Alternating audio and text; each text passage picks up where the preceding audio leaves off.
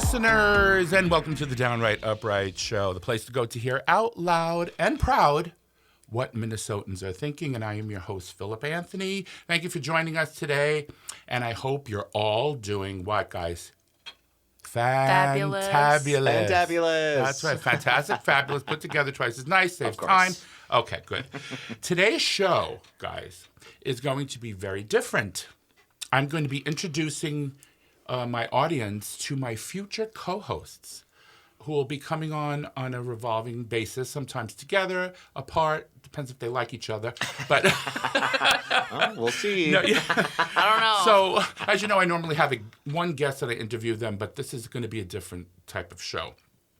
So I'm going to introduce the co-hosts.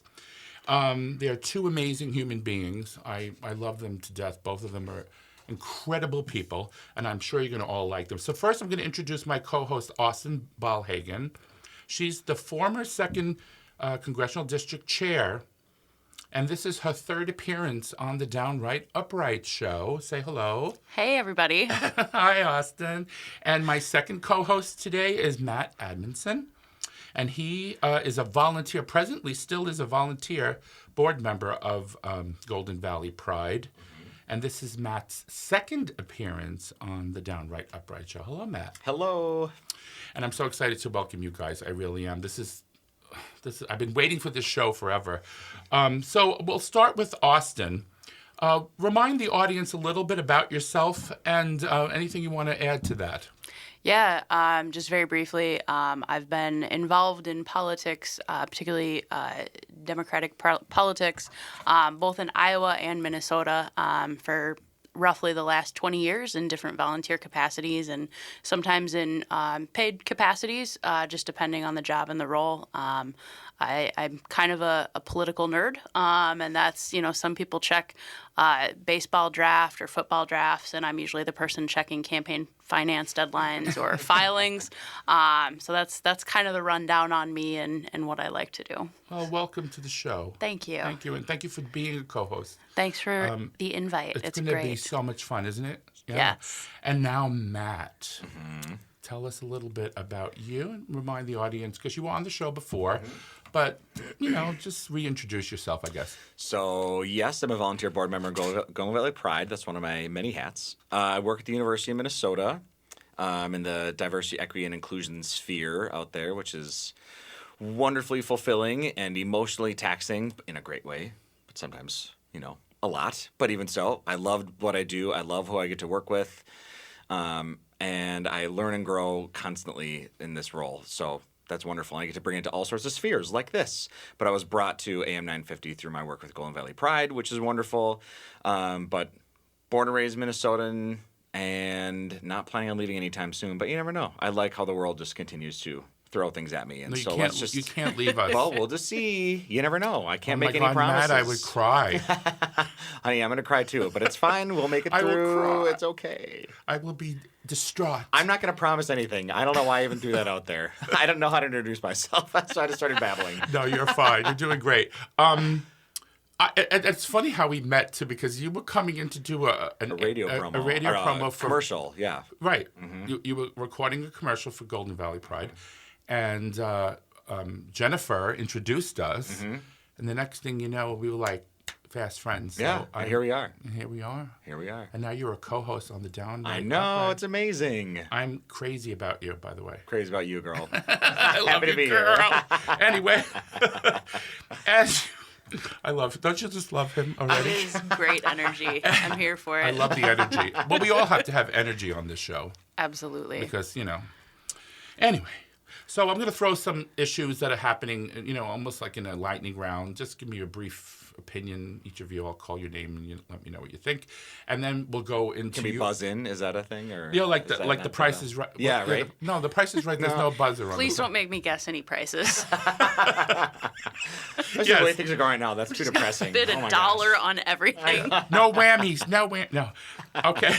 As you both know, the U.S. House of Representatives, the Fuster Cluck, I call it, is still trying to agree on a Speaker of the House. Yeah. First it was McCarthy, then it was Scalise, and then it was Jordan, who was the Trump-backed candidate. an insurrectionist, as you know. What say you about this whole mess? We'll start with Austin. I don't think there's enough time to fully cover the depths of how deep and tangled this mess is.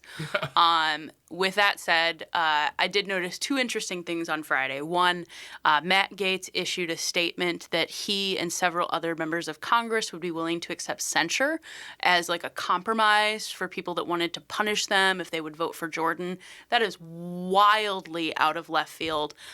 When members of Congress are censured, they lose the ability to participate in committees. It's really a disservice to their district. So I think it speaks to how little Matt Gaetz understands what his role is as a member of Congress and how little he cares about the district he represents.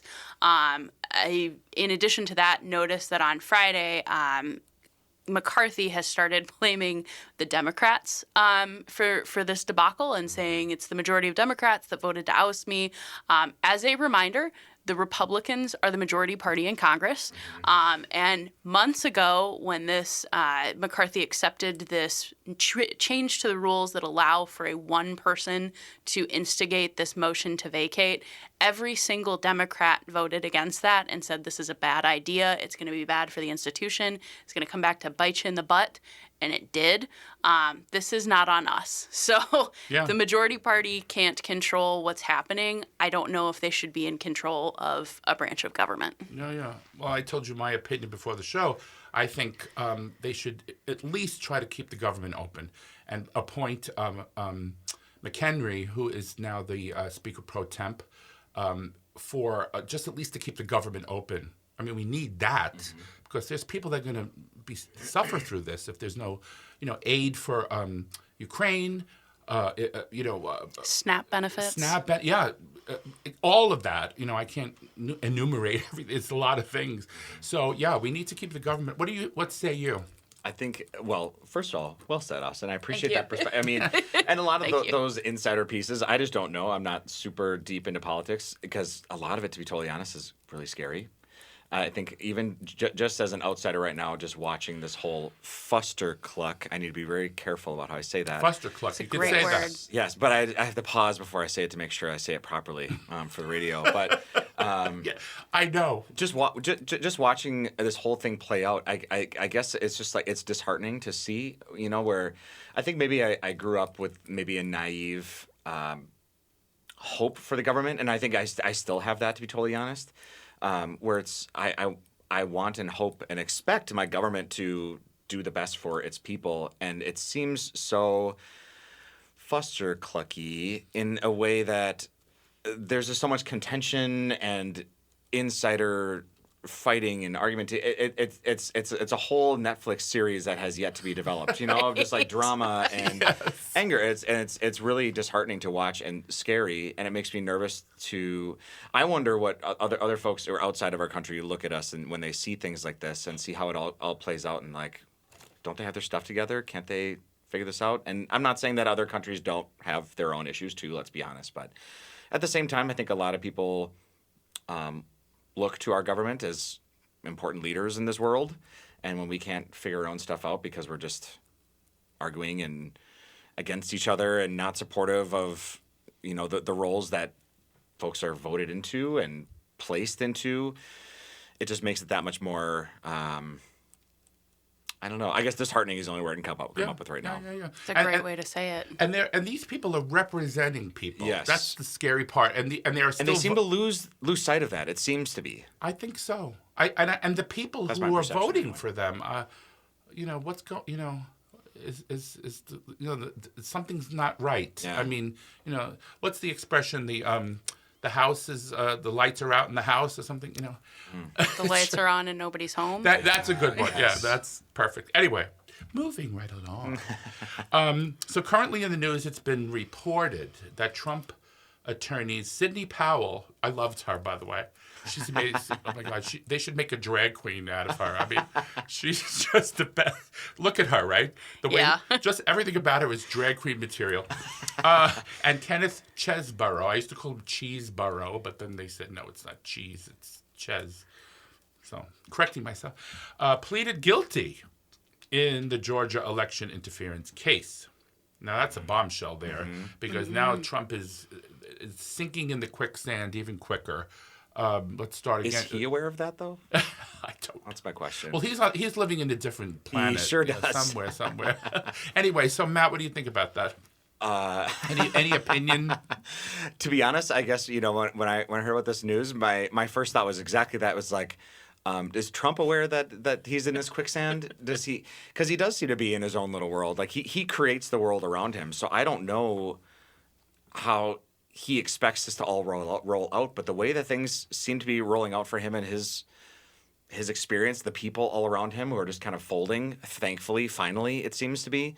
It makes you wonder what next steps are going to be. So I'm curious how 2024 is going to start rolling Isn't around. it like a house of cards? Yes. So like one person is singing like a canary.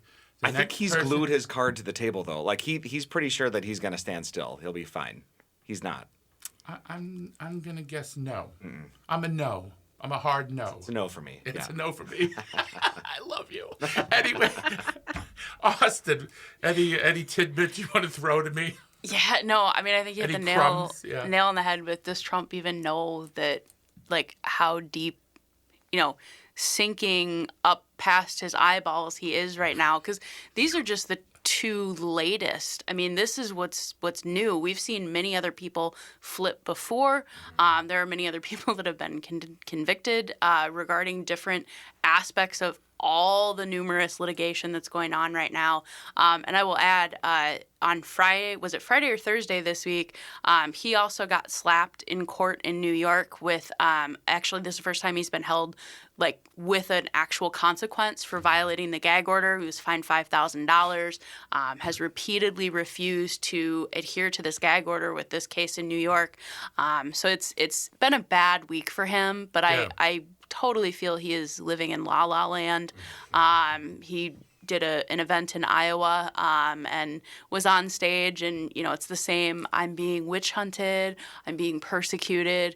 If you heard somebody at work talking like this, you would think, wow, the victim mentality is strong, and this guy does not have any sense of reality. And sadly, there are still crowds of people that flock to see this man. Yeah, but he cries too much, and I think somebody should change his diapers.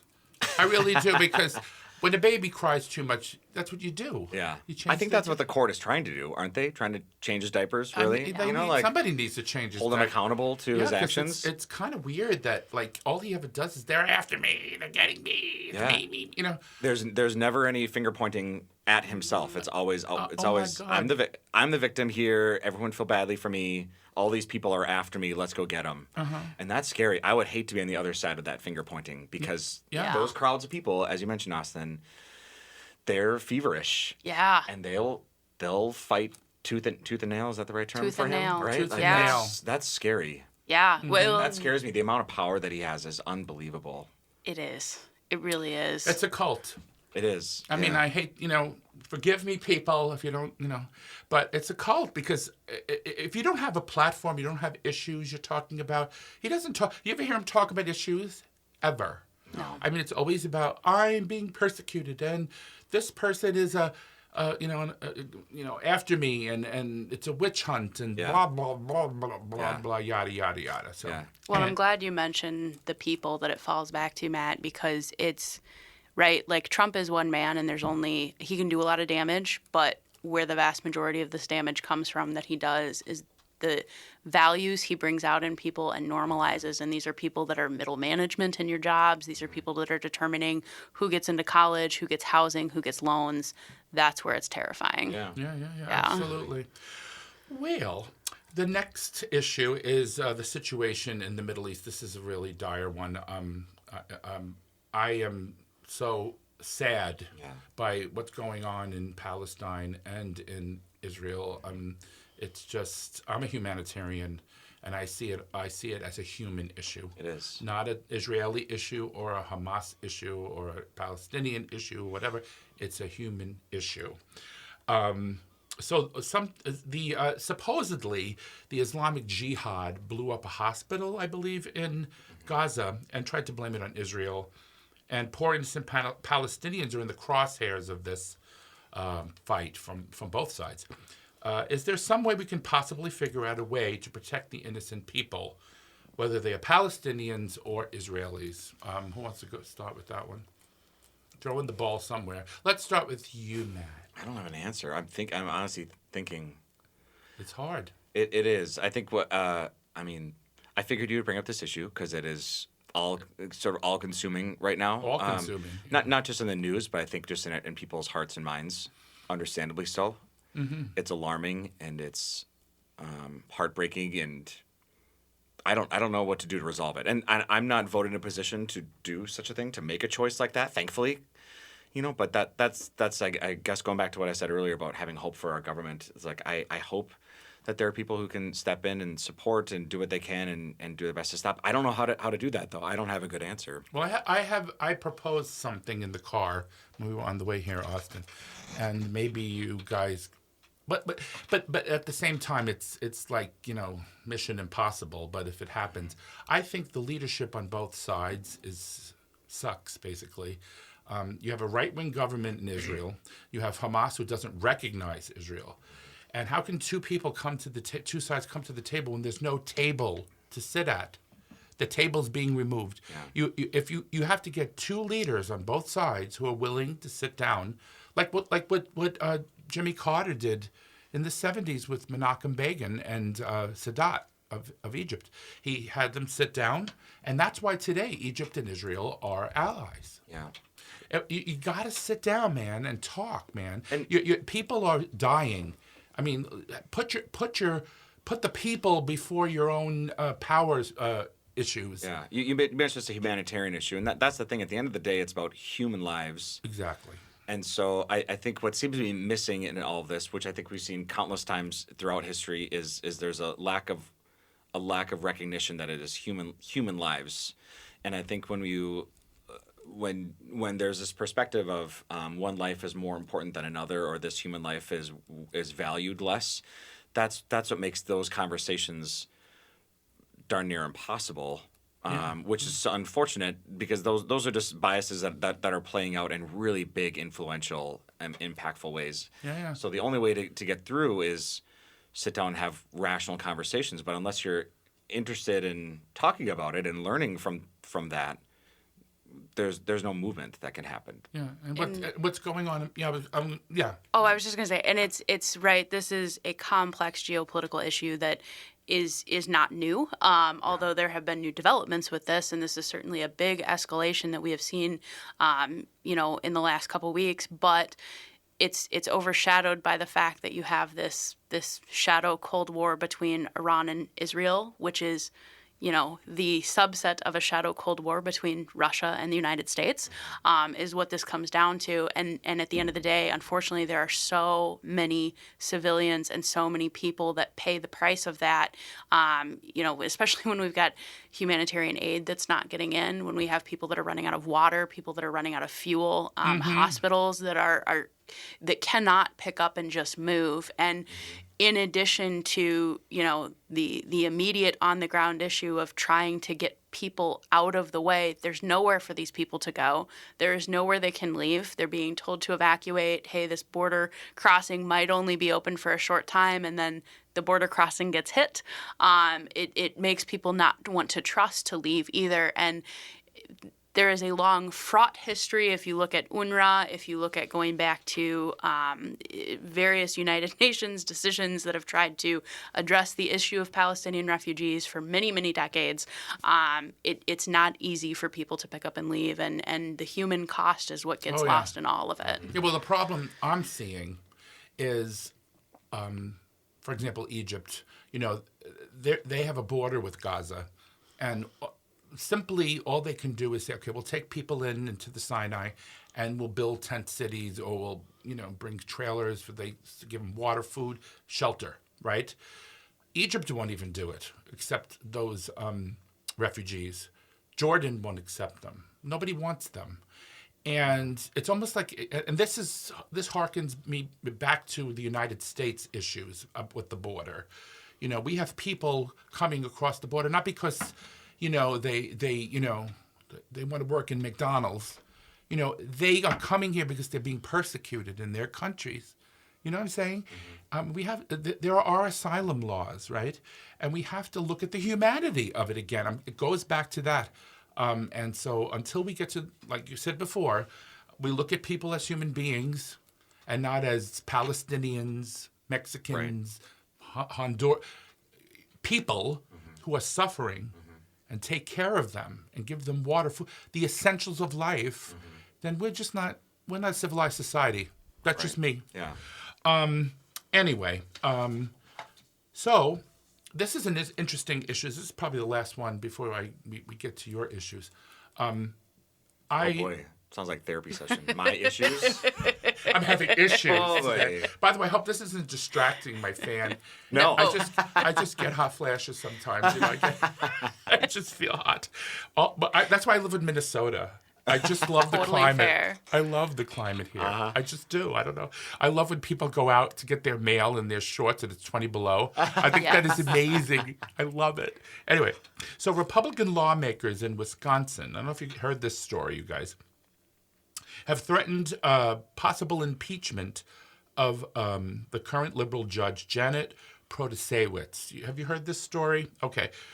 Related to comments she made during the campaign calling Republican-drawn maps rigged and unfair. That's all she said during her campaign. All right. Moving along here. She joined with the liberal majority of the court in agreeing to hear a lawsuit supported by Democrats that seeks to overturn those maps, because they are, if you look at those maps, they're really drawn against African Americans and other minorities, to enact new ones. She just wants to, draw new maps to make them more fair, which I see is, makes sense. Anyway, moving along. Again, humanitarian issue right there. Your voice is also a humanitarian issue, isn't it? Wisconsin Republican Assembly Speaker Robin Voss asked 3 former conservative justices for advice on impeachment, and it seems 2 of the 3 said it's unwarranted, and the third probably did too, but we don't know what the third consultant said. So as a result of all of this plotting, Speaker Voss may still seek to impeach Justice Protasewicz if she doesn't leave the rigged maps alone. In other words, if she does something about it, he's going to seek impeachment. Why are Republicans continuing to gerrymander maps to lock out historically left-leaning voters like African Americans, Native Americans, LGBTQ, blah, blah, blah? Who wants to pick up the ball here on this one? I mean, it's the answer as to why they do it is very easy, because that is the only way they win elections. Yes. The only way they win elections. Vote for vote. There are far more people that vote not for Republicans in this country. And I say that because I know that there are people out there that identify as maybe they were a Republican in 1985 and have not voted with their party since. There's a lot of Republicans that I know and have door knocked that have not voted with the Republican Party since 2008. And they're people that, would love to one day again vote for their party, but they don't feel safe or comfortable doing that with the way that the party has behaved in recent decades. And so they vote and have supported Democratic representatives, which is great. But vote for vote, there are far fewer of them, and the only way that they win elections, whether it be at a state level or whether it be at a federal level, is because of gerrymandered districts and because of the Electoral College. Mm-hmm. Simple as that. Honestly, as simple as that. Anything to add to that, Matt? I mean, that was very well said. Exactly what I was thinking too. There's this. I guess harkening back to our conversation about Trump earlier. There's a essential nature of power that's being wielded here with the, with now there's almost this witch hunt toward this judge, right? Of you're not on our side, and so therefore we're going to take you down. That's an abuse of power. And I understand where that comes from because let's be honest, like once you're in a position of power, you don't want to lose it. No one wants to lose that position of power no matter what that particular position is. Right. When you are in a political sphere, you are voted in, you regardless of how you wield that particular position, I think people have this expectation of I want to do what I think is best. whether it's for myself or for other people or whatever it might be. And this, to me, is I need to do this for myself and my party to keep us moving and keep us strong. And unfortunately, what that does is that ends up pushing other people out of the way. It leads to oppression is really what it is. Exactly. Yeah. And what's unfortunate is that when you garner this sort of like, again, with Trump, this like sort of feverish response, that just makes it that much harder to get anything done because you're not focused on the actual issue, which is gerrymandering, the inequities that come with that. And instead, it's kind of refocusing on another issue, which is you are, looking at this judge as like you're making the wrong decision and you are a bad person, which is absolutely false. Yeah. But also it's deflecting from what the actual issues are, and that I think is an unfortunate piece of what seems to be in politics. At least what I see, I think more than ever, is it's either you're with us or you're against us, as one side or the other, and that's unfortunate. Where it's like, when we come to the table and we can have a conversation, we can agree and disagree regardless on which party we're on, but it doesn't seem to be that way. It seems to be you either all in on this or you're all in on that. It's this or that. And it's hard to get anything done in that regard. Yeah, but can you literally impeach a judge just because she wants maps to be fair? I'm just trying to figure that out. Yeah, that's a whole other issue. I mean, in terms of how maps are drawn varies. Different states use different systems. It's a very complicated issue, and I know there are a number of groups out there nationwide that are pushing for like some kind of standardized, nonpartisan, completely unbiased, system of making these maps, which in an ideal world would be what happens. Unfortunately, that's not the case. People, when they're in power, you don't want to give that up.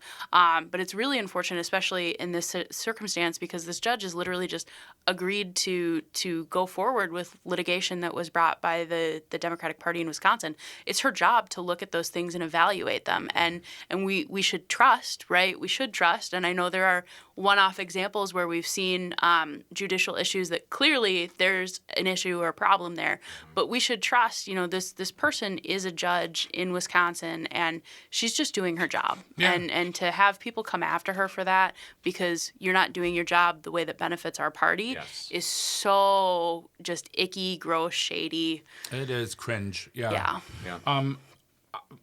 Again, I mean, she just wants to make the maps fair.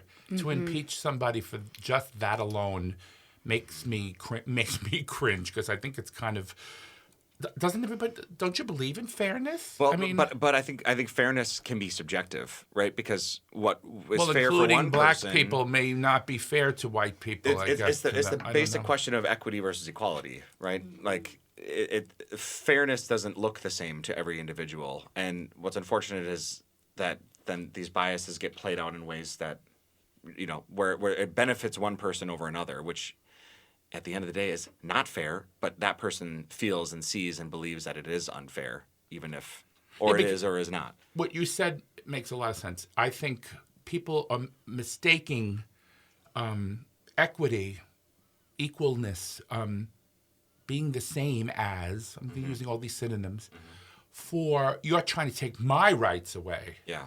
And it's not that. It's not a pie. No. It's not a pie. Right. It's not a pie. Yeah, I love pie, but it's not a pie. It's just everybody should have a horse in the race. Everybody should be equal, and don't worry about it. It'll be okay. When the map is drawn, people will get, people in certain districts will get their power back that was taken away for so many years. Moving right along, I had one other question. I lied. I had one other one. Because I have to talk about the Republican. You heard it here first, folks. Philip's lying on Philip air. Anthony lies. No. The current Republican candidates for president are pushing a hard line on immigration. We talked about this before, connecting it to the Israel-Hamas conflict. They are hinting to GOP voters, listen to this one, only they could think of this, right? That because Biden is responsible for open borders, there is a great possibility that Hamas terrorists will cross into the United States. I'm laughing, but will cross into the United States and wreak havoc on Americans. Anybody wants to pick that what up. I think it's first of all they're fighting there because they want that's where they are because they're trying to get well, Hamas is trying to say that that's our land and we should have, but why would they come here? What does that have to do with us? I mean, I don't know. I mean, I'll be happy to pick that up, put it in a little bag, and throw it in the trash. That's I where don't that know. opinion belongs. We're diving into like conspiracy theory sort of territory a little bit, Yeah. Well, that's what they do. Yeah. Like with the gay thing, and the trans thing in Florida, like that used to make my blood boil because they're saying we're grooming their children. You can't groom a child. Either they're gay, they're trans, whatever they are. They're going to be, they're who they are. Yes. You can't motivate anybody to do what it's against their will. And also, not talking about it is damaging to them, to these children. It's not about grooming. It's about just learning about the world and about yourself. That's okay. So, now we're deviating a little bit. But even so, No.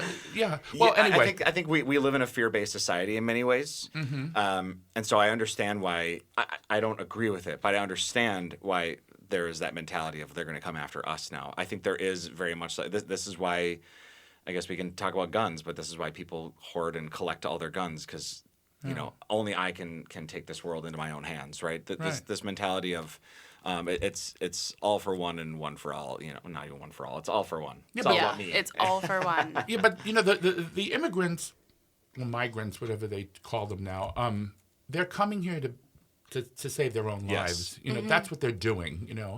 And they want to deport all these people that are here. First of all, the price, what the price of vegetables is going to be, and hotel rooms would be, because they're hard workers. They come here and they break their tuchus. Is that a good word? And they're people. And again, it's humanity, right? And people that come and go through the arduous, deadly, terrifying, expensive process of trying to cross a physical border. I mean, people that are coming here with the intention to harm us, that is, like you said, conspiracy theory wild that people would think Hamas is going to instigate this great plan or whatever. But those types of terrorists are generally, as we have seen, they're well-funded. Like, let's look at the 9/11 terrorists. They're well-funded. They have a way to get in here. They do it legally. They come in and they have resources. People that are crossing the desert, they're coming here to work. They're coming here because they're fleeing. I mean, starting a new life. It is so not the concept of these people that watch enough Fox News that they think ISIS is going to come blow up their town's Dairy Queen. Oh my God. That is just not the reality. Austin, there's an invention. I just want you to know it's called an airplane. Right.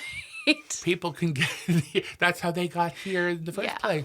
Yeah. Anyway, but okay. So now we have a few more minutes, about 16 minutes left on of the show, and I'm going to toss the ball to my co-hosts. I hope you love them. Don't you love them? They are just the best. I'm not worthy. I'm just not. Oh, please. And You put this whole shindig together. Honestly. I love this show. I mean, I try. And the thing about the We're show, here because of you, so Exactly. oh well, thank you. But I think again, I'm always talking about humanity and equality and diversity, all these words, but they're not negative words. People interpret them as negative, but they're not. And that's what my show's about. I want people to start to realize that America is a mosaic. It's not a sheet. If you follow my analogy, a sheet is all one color. It's what color it is, and then there's a mosaic, which is like a tapestry. It's all different colors and pretty and the whole deal. So for the last couple of minutes, I'm I love going a good to. analogy. It's great. Me too. Yeah. I'm going to toss my cookies. No, my toss. Please don't. This is a tiny room. It is. See, we have fun here on the Downward Upright Show. I'm going to toss the ball to Austin, and she may have some issues she wants to talk about briefly. Yeah. And then I'll toss the ball to Matt, And Talk then we about my can- issues. Okay. about your issues. Oh boy. Hi, my name is Austin. Hi, Austin. Hello, I'm Philip. No, go ahead, Austin. I'm sorry. Yeah, I'll try to make this brief. So I guess some new kind of things I've been trying to pay attention to, especially locally in Minnesota. If you don't know, aren't aware, previously, Democrats in Minnesota had passed the Restore the Vote bill, which essentially changed. So for people that were felons and were out of prison, they could vote. And before, you had to be, quote unquote, off paper, done serving any type of probation. Now that's changed that if, as long as you're not actively serving time, you can vote. Well, unfortunately, there was a judge in Mille Lacs County that went after 6 people that legally expressed their right to vote. They fortunately did not take that lying down. They followed up on it, and I was really thrilled to see that Attorney General Ellison got involved and is they're pursuing that with, hey, this is not unconstitutional. These people have a right to vote. This was part of the Restore the Vote Act, and one judge in Mille Lacs County does not get to say, hey, you don't get a vote because I don't think you should be. That's not how it works. The legislature in Minnesota is the only body that gets to decide who has the right to vote and who doesn't. And so that's kind of I guess, exciting new thing that's been happening in Minnesota, and I am really glad that these people that were impacted by it had the drive and the passion to say, hey, no, I'm going to fight for this, because it's important, and people do have that right. Once you're out, you have that right to vote. Well, you served your time. Yeah. Everybody makes. I'm not saying that if you kill somebody, but you'll probably go away for a really long time. But my point is, you're free now. You served your time. Now you're a free citizen. You should have the right to vote. Mm-hmm. Absolutely. And that's it. I don't see the problem with that. I don't know why people have a problem with that. But I think people see a problem with that because I think that it's easy just to write them off as, well, they made their choice and now they have to live with it for the rest of their lives, which is unfortunate.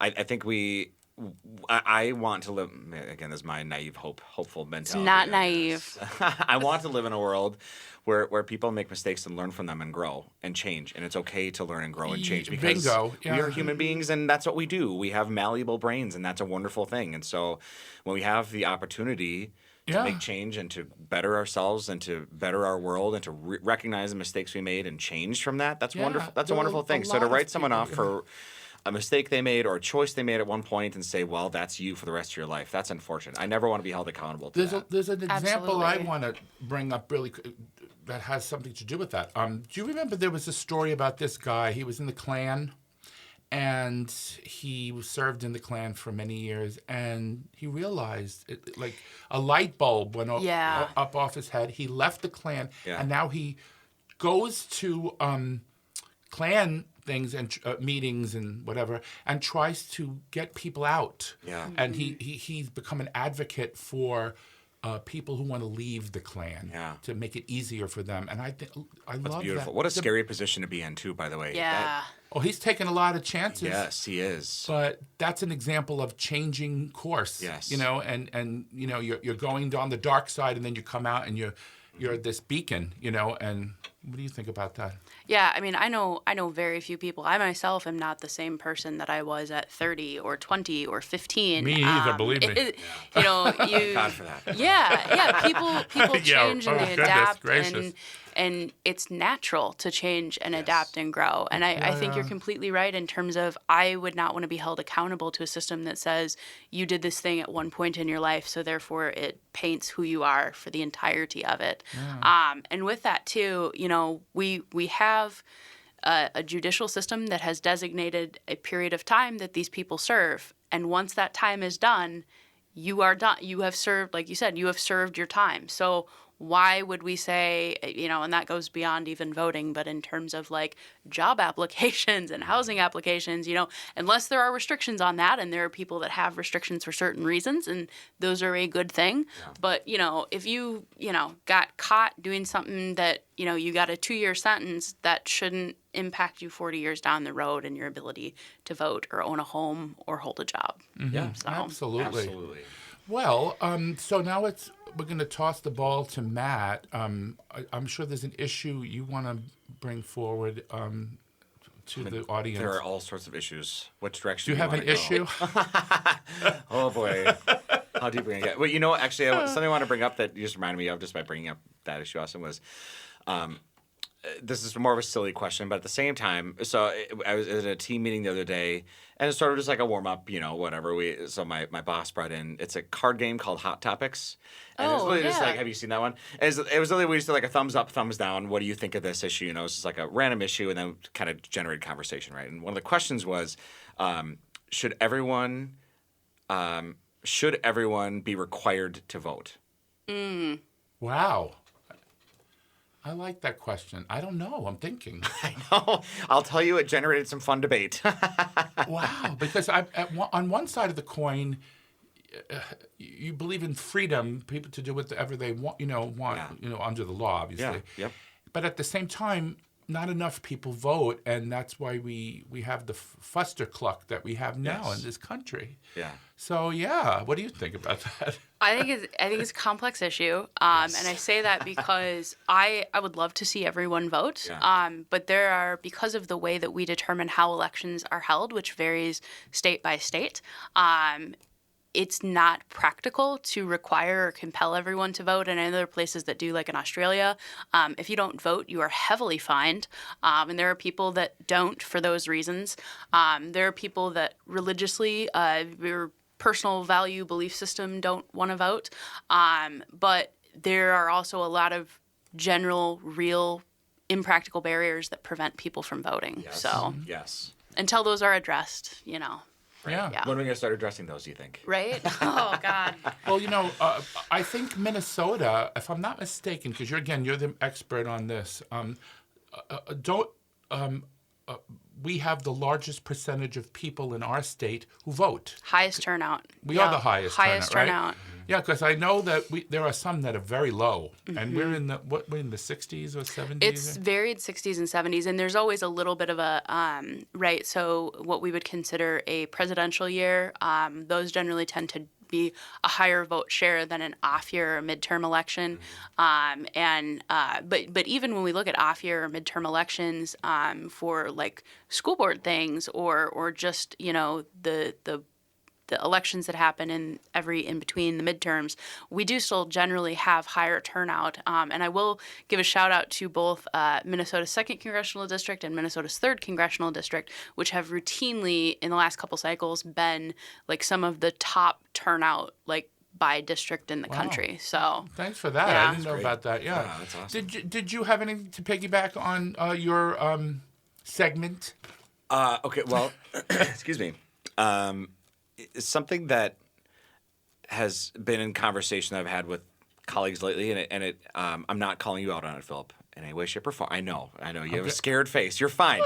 I know, but it's a word that I've heard and I've had to correct people on, because it kind of gives me like a little feeling of anxiety. Is the word expert. And I know you're using it by saying expert. I struggle with the term expert, and people call me an expert. I struggle with the term expert, and people call me an expert. With the work that I do, say, well, you're the expert. And I used to be a public school teacher, and even then too, I was English teacher. So like, well, you're an expert, so you should know this and that and that. I think kind of same thing we were talking about with we were talking earlier about like being held accountable to like a choice you made or whatever. I don't want to be held accountable to like a status or a stature to say you're an expert, so you should know this or you have to know everything. Expert to me is a term that means I have reached the summit. I have no more learning to do. I have no more learning to go. I have achieved everything that I need to in this particular area, and therefore I'm done. Is that possible, though? Exactly. To reach that? And it's not. And that's why, as I mentioned earlier, our brains are malleable. We're changing, adaptable people, right? And the world is always changing too, so to try to keep up with just the way that which the world shifts, I struggle with the word expert, and I say I'm not calling you out in a negative way. I know you meant that as a complimentary way, and when people use that, I think they mean it in a complimentary way, not condescending in any way, shape, or form. But Well, you have a very extensive education in that field. Well, that's what I meant. I know what you meant by it. But I hear that term a lot, and I think I don't know if you know about fixed and growth mindset, Carol Dweck's work. If you've learned about fixed and growth mindset, growth mindset is this concept of we are. I'm going to kind of butcher this, so it's going to be paraphrased, I guess, because I don't have her work right in front of me. But that's okay. The notion of growth mindset is really this idea that we are ever growing, ever shaping people, and we have the capacity to continue to learn and grow, right? Right. And our word choices can impact that. Our thought processes can impact that. Fixed mindset is the idea that, well, it's saying things like I can't do this or I'm not good at this. Mm-hmm. There's a period at the end of that sentence. And the idea of growth mindset is there's an ellipsis, right? There's continued growth. There's a comma. There's a way to continue to That's learn a good and grow way as to put individuals, it. right? And so I think of that when I think expert, to me, that's a fixed mindset mentality of like, well, I'm done. Yeah. And so something that I learned actually from a podcast, funny Well, you enough, know what word I don't like? What's that? Irregardless. Oh, me too. Because it's not a word. That's why. Oh my God! Well, there are certain words that people say that I'm like, where did you get that? I'd never heard that until I moved. You know what's another one that Minnesota? Oh, I love you, Minnesota. I'm from New York. I never heard it in New York, so that's why I'm saying it. I heard it here. Instead of saying I lent Mary the book, they say I borrowed Mary the book. Do you hear that? Yes. Yeah. What's up with that? I don't know. I don't know. Well, which does go to show, though, that, like, language changes and evolves, too. I am horrible with that, and I will fully confess, instead of the word probably, I will often say pry. Like, I'll pry do this, I'll pry go there. Yeah, I know, and it drives... Contraction. It drives my partner absolutely bananas, and it's just one of those things I grew up saying. You grow up with language. I hear it, yeah. Yeah. I have a hard time calling people out on it, too, sometimes when I hear, like, a whole nother. Like, nother is not a word. Nother. Yep. People just put whole in the middle of a word for some reason, like the word whole. For some, I don't know why that's become such a thing. I don't but like it's just... all of a sudden. It's all of a sudden. It's the proper way. Anyway, we could go on and on about this, but I want to end the show on a very high note and a happy note. Let's do it. What are you guys doing for Halloween? It's Halloween. We have 3 minutes. We have 2 minutes. Ross is excited. I always watch Pet Cemetery. I know that. I always watch Poltergeist. Nice. You got to watch that Halloween. movie. The original. Oh, yeah. Halloween, the original. Okay. Yeah. And Orphan is classic. Crazy. That music scares the hell out of me, even still. Mm-hmm. My husband and I went to see Orphan. We literally had our hands over our eyes the whole movie. It was so scary. Did you see it? No. Oh, please. It's an old movie. Now they're on Orphan 3, I think. Now. Oh, yeah, of course. But yeah, I'm not going to tell you anything about it. It's a great movie. What were you going to say, Austin? What was your Halloween thing? Oh, I always watch Pet Cemetery, which I know is like a corny horror movie, but I love it. Are you trick-or-treating?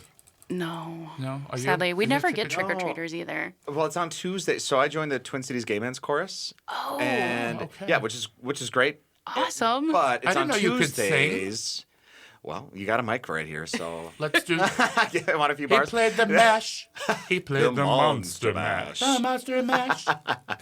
Wait, do you have the rights to sing this? Oh, song? I can't. Yeah. Be careful. I don't know. Change a few words. But you know what? Halloween, everybody plays that song. I know. It's on a Tuesday, and rehearsals on a Tuesday, and Halloween's on Tuesday this year, so I think I got to miss trick-or-treaters, which is a bummer. But I'm going to a Halloween party tonight. Nice. I'm excited for that. I'm my special person.